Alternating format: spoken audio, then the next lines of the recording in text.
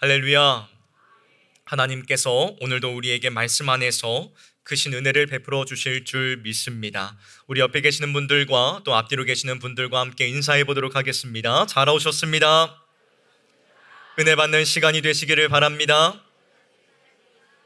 아멘.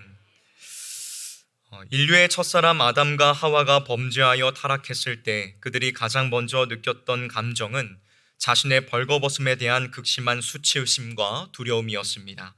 그들은 자신의 부끄러움을 가리기 위하여 무화과 나무 잎을 엮어 스스로 옷을 만들어 입었지요. 그러나 인간의 노력으로 만든 그 옷은 뜨거운 햇빛이 내려쬐면 금세 말라 비틀어져 바스러지는 결코 영원할 수 없는 헛된 가림막에 불과했습니다. 그때 하나님께서는 죄에 지은 인간들을 위하여 친히 가죽옷을 지어 입히심으로 그들의 영적인 수치를 완벽하게 덮어주셨습니다.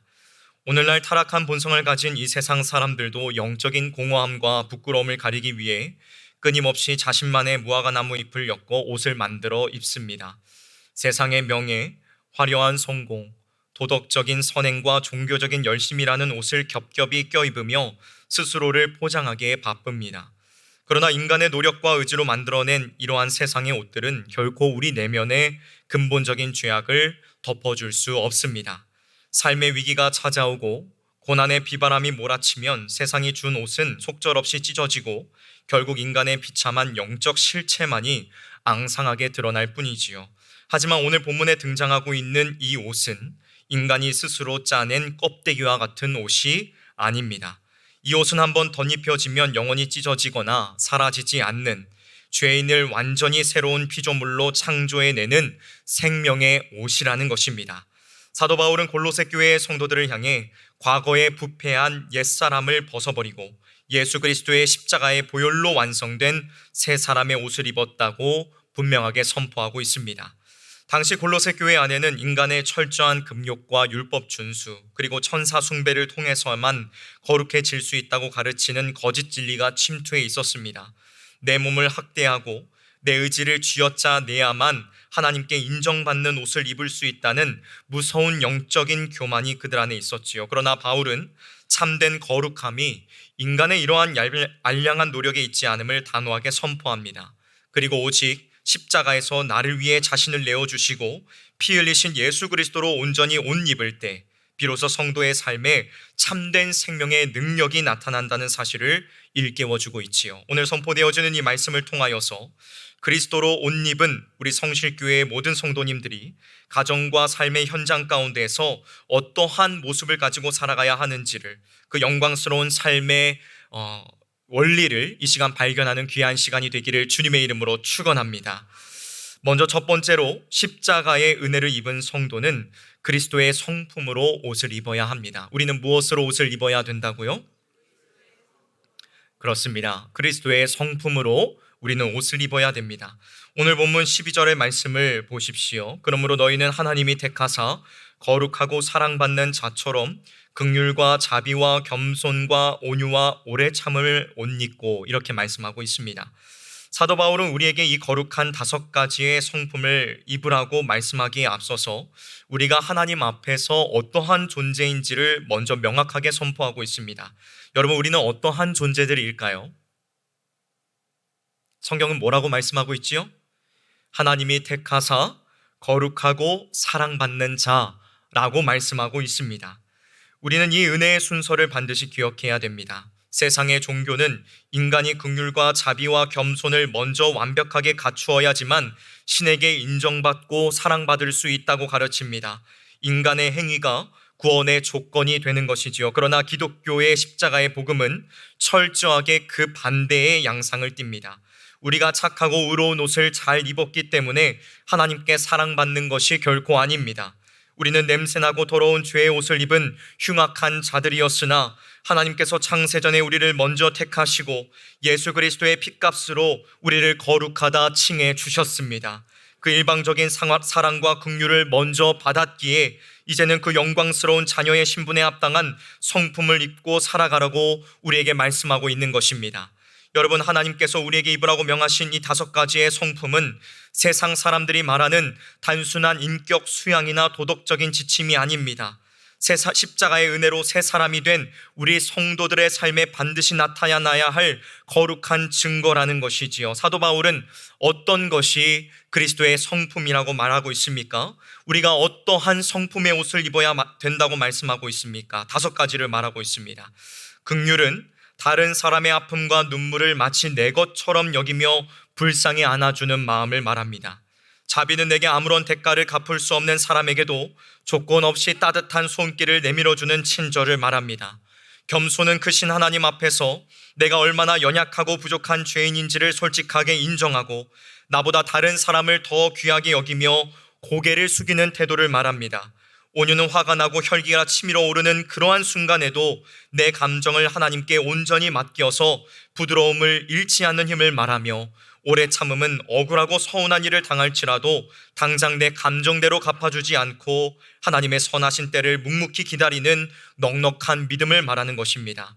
이 거룩한 성품들은 단순히 도덕적으로 훌륭한 사람의 인격이 아닙니다. 이것은 바로 우리를 구원하시기 위해 이 땅에 오신 예수 그리스도, 그분의 완벽한 성품인 줄로 믿습니다. 자격 없는 우리를 불쌍히 여기사 영광스러운 하늘 보좌를 버리시고 이 땅 가운데 오셔서 우리에게 모든 것을 내어주신 긍휼, 원수된 우리를 먼저 찾아오신 자비, 십자가에 달려 죽기까지 복종하신 겸손, 침뱉음과 조롱 앞에서도 분노하지 않으신 온유와 오래 참음이 바로 그리스도의 성품이라는 것입니다. 그러므로 우리가 이 성품의 옷을 입는다는 것은 나의 의지를, 나의 노력으로 수양한다는 것이 아니라 나를 살리신 예수 그리스도의 십자가를 매일의 삶 가운데에서 철저하게 따라 살아간다는 위대한 신앙의 고백인 것입니다. 주 안에서 사랑하는 성실의 성도 여러분, 우리는 내 결심과 노력으로 이 옷을 입을 수 있다고 착각할 때가 참으로 많습니다. 이를 악물고 화를 참아내며 억지로 내 성질을 억누르면 스스로 거룩해질 것이라고 여기지요. 그러나 인간의 타락한 본성은 자신의 힘으로는 단 하루도 이 거룩한 옷을 걸치고 있을 능력이 없습니다. 내 삶에서 긍휼과 겸손의 옷이 자꾸만 벗겨지고 작은 일에도 쉽게 분노하며 온유의 옷을 내던지고 있다면 우리는 즉시 십자가 앞으로 다시 나아가야 합니다. 내 자격 없음을 철저히 깨닫고 나를 위해 피 흘리신 그 크신 사랑 앞에 내 영혼을 깊이 담글 때에 성령 하나님께서 친히 우리를 그리스도의 성품으로 덧입혀 주십니다. 오늘 내 삶에 찢기고 잃어버린 성품의 옷이 있다면 인간적인 수고를 멈추고 십자가의 은혜 아래 잠잠히 엎드림으로 그리스도의 따뜻한 성품을 자연스럽게 삶 가운데서 드러내는 저와 여러분들이 되시기를 주님의 이름으로 축원합니다. 다음 2번째로, 성도는 십자가의 용서와 사랑으로 그 옷을 단단히 묶어 완성해야 합니다. 무엇으로 그 옷을 단단히 묶어 완성해야 된다고요? 그렇습니다. 용서와 사랑으로 우리는 그 옷을 완성해야 합니다. 본문 13절과 14절의 말씀을 보십시오. 누가 누구에게 불만이 있거든 서로 용납하여 피차 용서하되 주께서 너희를 용서하신 것 같이 너희도 그리하고 이 모든 것 위에 사랑을 더하라. 이는 온전하게 매는 띠니라. 앞서 바울이 개인의 심령에 입혀져야 할 내적인 성품을 강조했다면 이제는 성도들이 교회라는 공동체 안에서 부딪히며 살아갈 때에 마주하는 매우 실제적인 관계의 문제를 다루고 있습니다. 우리가 예수 그리스도의 은혜로 구원받은 거룩한 백성이라고 할지라도 여전히 부패한 육신의 연약함을 입고 있기에 성도들 사이에는 필연적으로 상처와 갈등이 발생할 수 있습니다. 내 마음을 몰라주는 옆에 있는 이들의 말 한마디에 깊은 서운함을 느끼고 나와 다른 성향 때문에 불만과 오해가 싹트기도 합니다. 성경은 인간이 모인 곳에 존재하는 이 아픈 다툼의 현실을 결코 외면하지 않습니다. 오히려 그 갈등의 한복판에서 하나님 나라의 백성이 어떠한 삶의 방식을 택해야 하는지를 분명하게 선포하고 있다는 사실입니다. 그 방식은 바로 서로를 있는 그대로 용납하고 나아가 십자가의 능력으로 피차 용서하는 것입니다. 누군가에게 받은 상처를 되갚아 주겠다는 복수심을 십자가 앞에 완전히 포기하고 나를 아프게 한 그 사람에게 오히려 은혜를 베푸는 자리로 나아가야 합니다. 바울은 이 위대한 행동의 유일한 근거와 기준을 명확하게 제시하고 있지요. 뭐라고 말씀하고 있습니까? 주께서 너희를 용서하신 것 같이 너희도 그리하고 라고 말씀하고 있습니다. 우리의 용서는 상대방이 내 앞에 와서 무릎을 꿇고 눈물로 사과했기 때문에 주어지는 어떤 보상이 아닙니다. 우리가 하나님 앞에 반역하고 원수되어 도무지 용서받을 수 없는 끔찍한 진노의 자녀였을 때에 예수 그리스도께서 십자가 위에서 먼저 살을 찢고 피를 흘리심으로 말미암아 우리의 모든 죄악을 대가 없이 도말해 주셨습니다. 그 일방적이고 압도적인 십자가의 용서가 오늘 우리가 내 곁에 있는 연약한 지체들을 향해 베풀어야 할 유일한 용서의 이유가 됨을 믿으시기를 주님의 이름으로 축원합니다. 우리 옆에 있는 분들을 한번 보십시오. 사랑스러워 보이십니까? 정말 사랑이 많이 가십니까? 지금은 웃으면서 인사하고 있지만 때로는 그 옆에 있는 이들이 우리의 마음을 찔러올 때가 있습니다. 그럴 때 여러분들은 어떻게 하시겠습니까? 내가 받은 대로 되갚아 주리라. 요즘 넷플릭스에 보면은 참교육이라는 드라마가 아주 유행을 하고 있다고 하죠. 학교에서 이제 어려움을 당하는 친구들을 이제 선생님이 이제 그것을 되갚아 주는 건데, 이제 그렇게 되갚아 주겠다고 여러분들은 생각을 하십니까? 사실 이것은 성경적인 방법이 아닙니다. 그리스도의 사랑으로 옆에 있는 지체들의 연약함과 허물을 덮어주고 그들을 사랑으로 품어주는 것, 그것이 진정으로 그리스도인들이 가져야 될 모습이라는 것입니다. 저와 여러분들이 가져야 될 모습이라는 것입니다. 믿으시죠? 옆에 있는 분들과 그러므로 이렇게 한번 인사해 보도록 할까요? 내가 당신을 사랑합니다. 내가 당신을 용서하겠습니다. 내가 뭐 잘못한 것도 없는데 왜 용서를 해야 되나 이렇게 생각하지 마시고, 언젠가는 그 사람에게 잘못을 할 수가 있어요. 그러니까 용서하겠습니다 이렇게 말을 하는 것이죠. 이어서 14절은 이 모든 것 위에 사랑을 더하라, 이는 온전하게 매는 띠니라 라고 권면하고 있습니다.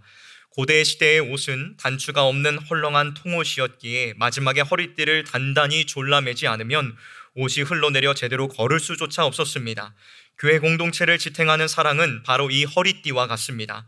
내 마음 중심에 그리스도께서 주신 십자가의 진실한 사랑이 없다면 오래 참음은 속병을 앓는 억울한 인내로 변질되고, 자비와 긍휼은 남에게 좋게 보이려는 가식적인 종교 행위로 전락하고 맙니다.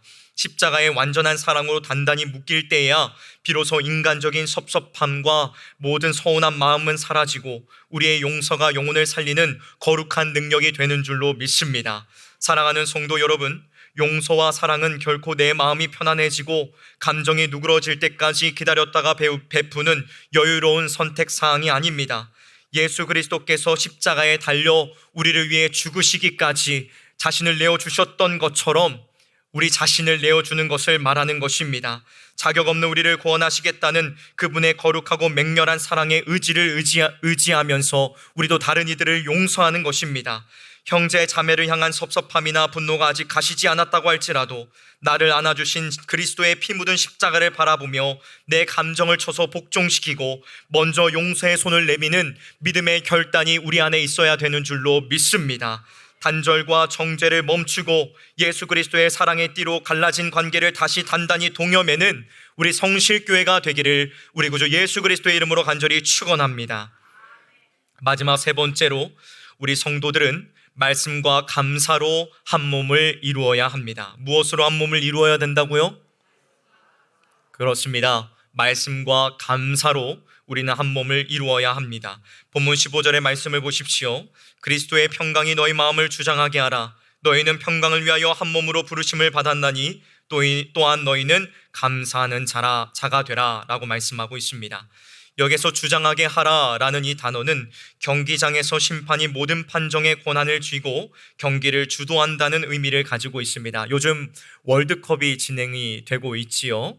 월드컵에서도 심판 한 사람의 영향력이 얼마나 큰지를 보게 됩니다. 심판의 오심으로 인하여서 억울한 결과를 얻는 국가들도 있지요. 이것처럼 주장한다는 것은 심판이 경기를 주도하는 것처럼 우리의 삶에 무언가가 주도를 해야 된다는 것을 말하는 것이에요. 우리 마음에 분노가 치밀어 오르고 복잡한 갈등이 일어날 때에 타락한 내 감정이나 알량한 자존심이 내 행동을 결정짓는 심판관이 되도록 내버려 두지 마시기를 바랍니다. 오직 그리스도께서 십자가의 피로 쟁취하신 그 위대한 화해와 평강만이 내 마음을 온전히 지배하고 다스리게 해야 할 줄로 믿습니다. 억울한 일을 당하고 의견이 대립될 때에 누가 옳고 그른가를 따지기 전에 나의 이 말과 행동이 주님께서 십자가로 묶어주신 교회의 하나됨을 지키는 일인가를 가장 먼저 묻고 그 평강의 통치 아래에 철저히 엎드려야 될 줄로 믿습니다. 여러분, 이 평강은 단지 개인이 느끼는 마음의 차분함이 아닙니다. 죄로 인해 원수되었던 하나님과 우리를 화목하게 하신 십자가의 위대한 성취입니다. 예수님께서 자기 육체를 허무심으로 막힌 담을 깨뜨리셨기에 우리는 각기 다른 사람들이 모였음에도 불구하고 평강 안에서 완전한 한 몸을 이루게 되었습니다. 당시 골로새 교회에는 율법과 신비주의를 주장하는 이단들의 교만으로 인하여서 성도들이 서로 정죄하며 갈라질 심각한 위기에 놓여 있었습니다. 바울은 그 무서운 분열의 한가운데에서 인간적인 논쟁을 멈추고 오직 십자가의 평강 아래에 모두가 납작 엎드려 한 몸을 이루라고 강력하게 호소하고 있는 것입니다. 이어지는 16절과 17절은 이 평강으로 묶인 공동체가 어떻게 더욱 견고하게 세워져 가는지를 분명하게 가르쳐 줍니다. 여러분, 참된 교회는 어떤 인간적인 능력이나 세상의 철학이 아니라 오직 예수 그리스도의 생명의 말씀이 모임 가운데 풍성하게 거할 때에 주어지는 줄로 믿습니다.